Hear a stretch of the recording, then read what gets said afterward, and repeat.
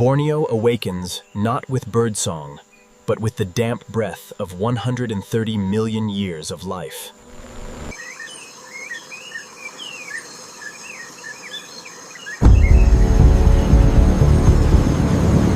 This is the third largest island on the planet. And beneath a canopy stretching to the horizon, dipterocarp trees thrust their trunks over 100 meters skyward, taller than any tropical tree ever measured.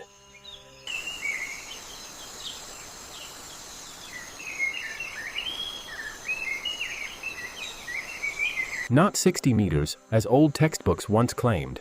In 2019, in Sabah, scientists measured a Shorea faguetiana, standing 108.8 meters tall, a living tower.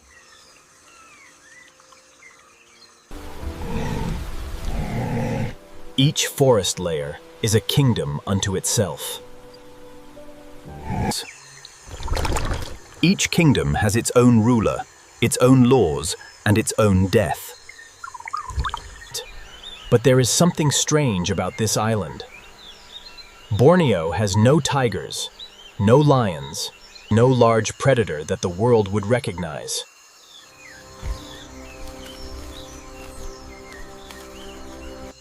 Welcome to Gaia Docs, where we explore the most extraordinary stories of the natural world.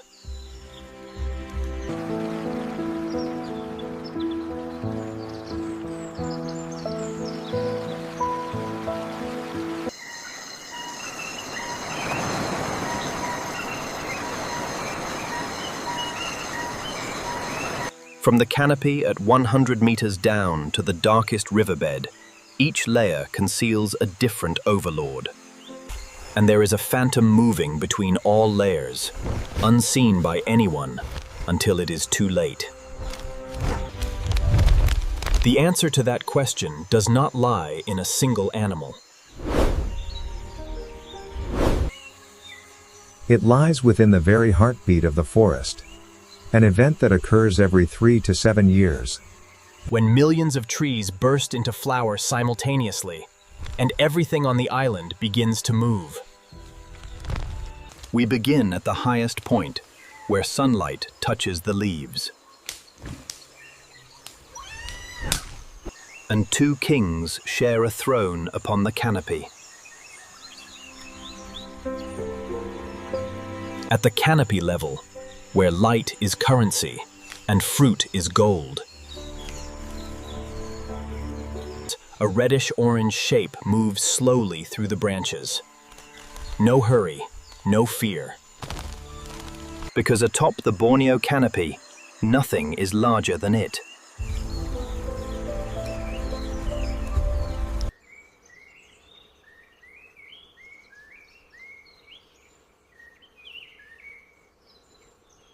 The Borneo orangutan, the largest arboreal primate, an adult male can exceed 90 kilograms. Arms spanning nearly 2 meters, gripping branches as though the forest were born solely to carry them. The large cheek pads on adult males flare out on either side of the face, the signal of a dominant male. The male with cheek pads holds the territory. The male without weights or hides.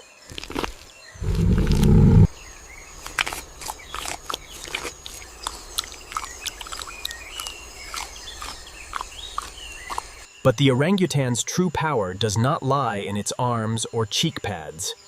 It lies in its brain.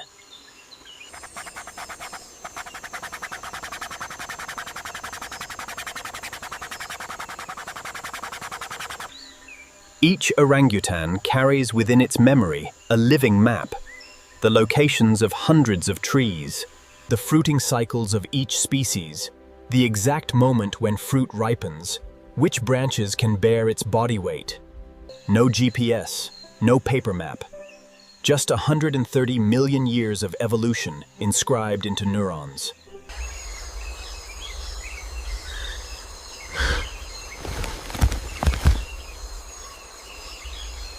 They live in solitude, unlike most primates. No troop, no social hierarchy. Each individual is a mobile kingdom, foraging alone, navigating alone, surviving alone.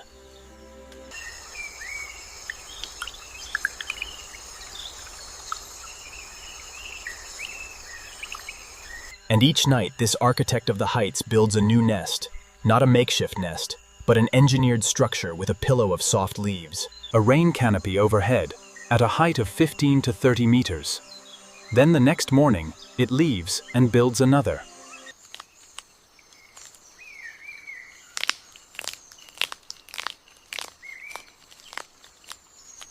But the most extraordinary thing about orangutans is not their intelligence. It is how they pass that intelligence on.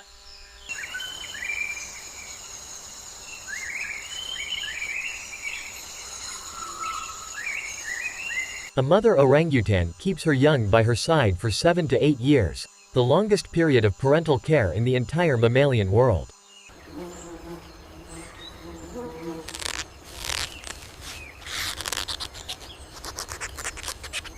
Every day is a lesson. What to eat, what to avoid, how to build a nest, how to read the forest. The infant clings tightly to the mother's belly, eyes wide open, absorbing every detail from how to snap a branch to how to choose leaves for shelter from rain. Each offspring is not merely a descendant. It is a full decade of investment.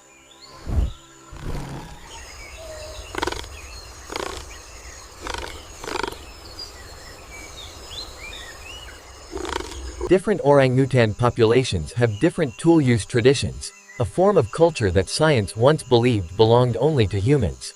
Groups in Kalimantan use leaves as gloves when picking spiny fruit. Groups in Sabah do not. Same species, different traditions. And in 2024, researchers at the Max Planck Institute documented something unprecedented. A male orangutan independently plucked leaves from a Fibruria tinctoria plant. A species with anti-inflammatory properties, chewed them into a pulp, and applied it to a wound on his face.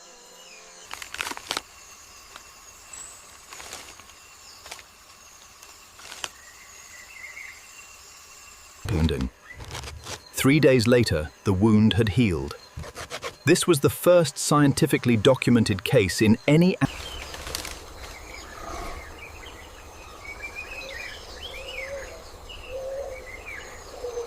104,700 individuals. The number sounds large, but the IUCN classified them as critically endangered in 2016. The population has declined by more than 60% since the mid-20th century. Every orangutan lost is a living library, destroyed hundreds of memorized trees, dozens of skills accumulated over a lifetime. A mobile school that will never reopen.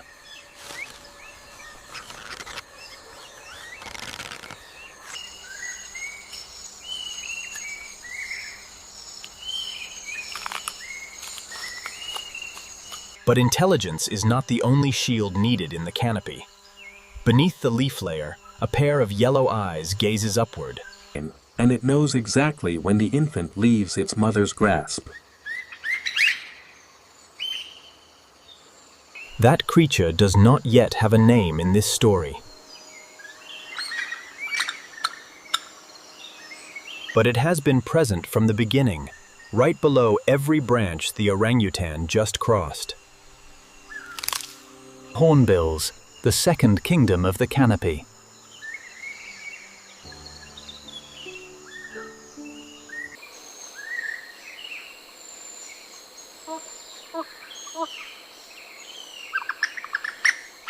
Eight hornbill species live on Borneo. The rhinoceros hornbill, over 1 meter long, with a curved beak, and bearing a solid bony casque atop its skull, like a medieval war helmet.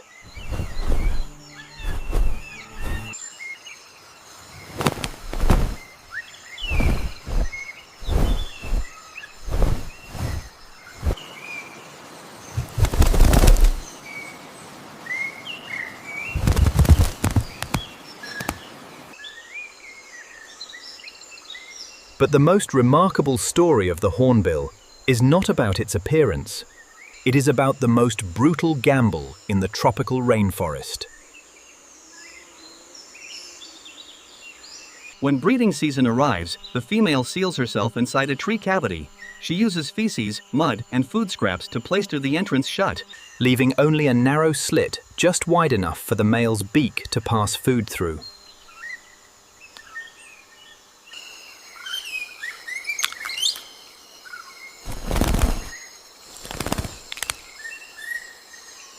For 3 months, the female does not leave, does not fly, does not forage. Entirely dependent on a single male. The male flies out to forage up to 70 trips each day, flying far, finding fruit, swallowing it, flying back, regurgitating it through the slit for the female. 70 times, every day, for 3 months.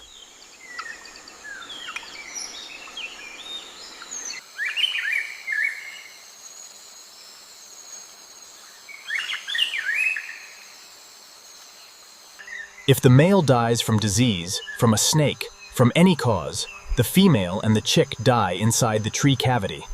That is not romantic love. That is an evolutionary gamble, where the price of safety is freedom.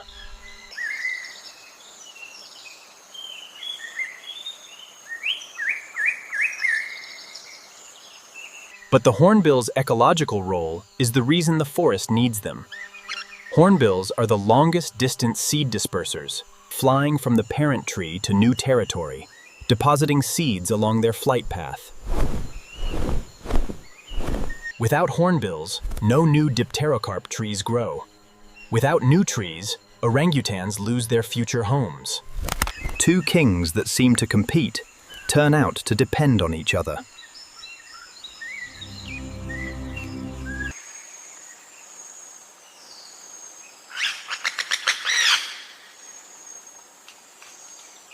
Both await an event that no one knows exactly when it will come, mast fruiting, when the forest fruits simultaneously.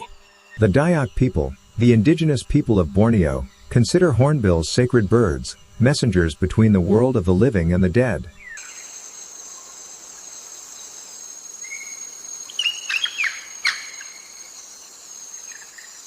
Perhaps they are right in a way that ecology can explain. Hornbills are messengers between the old trees and the new trees not yet born.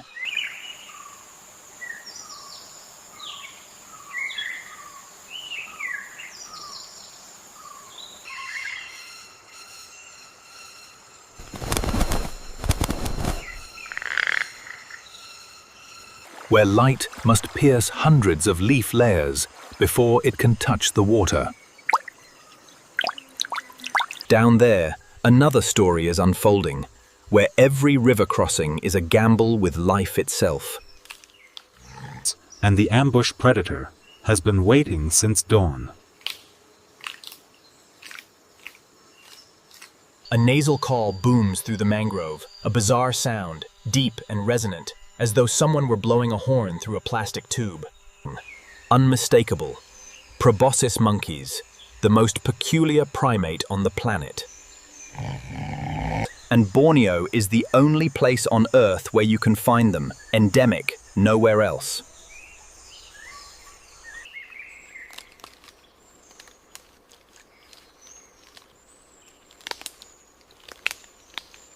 The nose. We must speak about the nose first. In adult males, it grows so long it droops past the mouth, looking so absurd it is almost comical.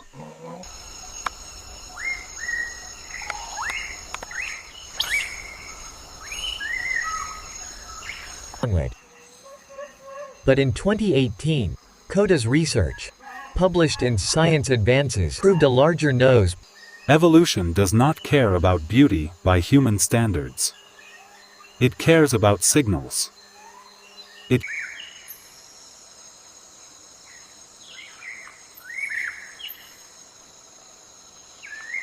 Proboscis monkeys live along rivers, not because they enjoy water, but because of food. Young leaves, unripe fruit, aquatic plants, all concentrated along riverbanks. Their specialized digestive system ferments cellulose, converting leaves that most primates cannot eat into energy. That potbelly is not obesity, it is a fermentation factory.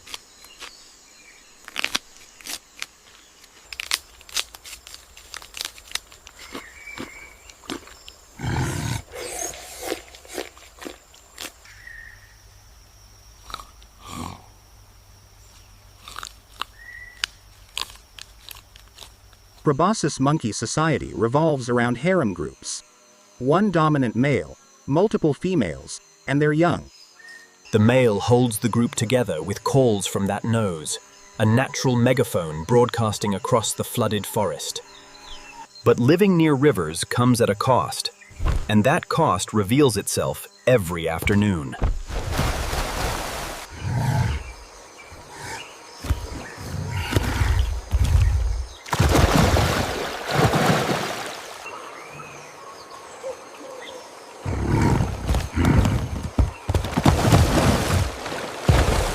Only water and something beneath the surface.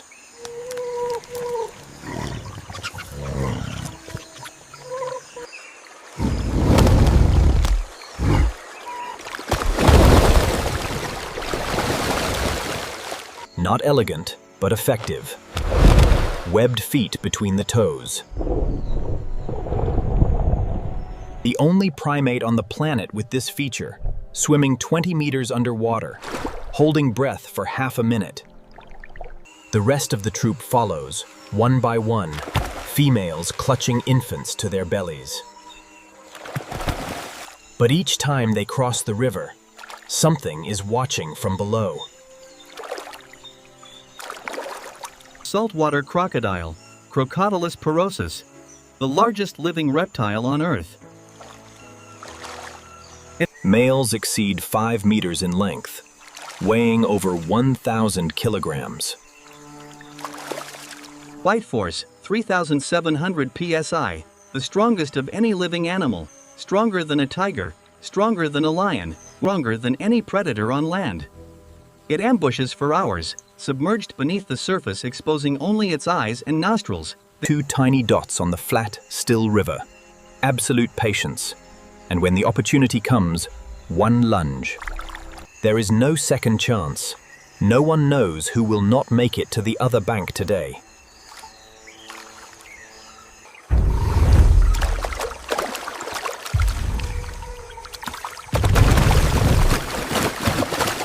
Roughly 7,000 proboscis monkey individuals remain. IUCN status: endangered. Every individual lost is an irreplaceable piece, because beyond Borneo, this species does not exist. Every individual lost is an irreplaceable piece, because beyond Borneo, this species does not exist. When the sun sinks below the canopy, Borneo does not sleep. It merely changes shifts, and the night shift belongs to creatures entirely different. An orangutan weighs 100 kilograms. A tarsier weighs 100 grams. Both are primates. Both live on Borneo. An orangutan weighs 100 kilograms. A tarsier weighs 100 grams. Both are primates. Both live on Borneo. Look into the eyes of a tarsier, and you will understand why the Dayak people call them forest ghosts. 100% carnivorous, the only fully carnivorous primate on the planet. No fruit, no leaves. Insects, lizards, frogs, even small snakes, anything smaller than itself that moves in the darkness. Insects, lizards, frogs, even small snakes, anything smaller than itself that moves in the darkness. But the eyes are fixed in their bony sockets, unable to rotate. So the tarsier, humans cannot hear it. Predators cannot hear it.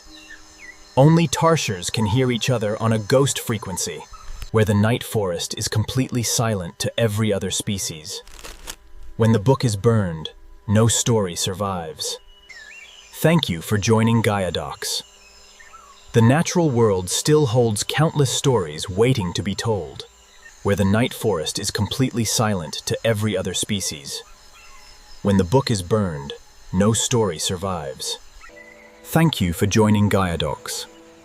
The natural world still holds countless stories waiting to be told.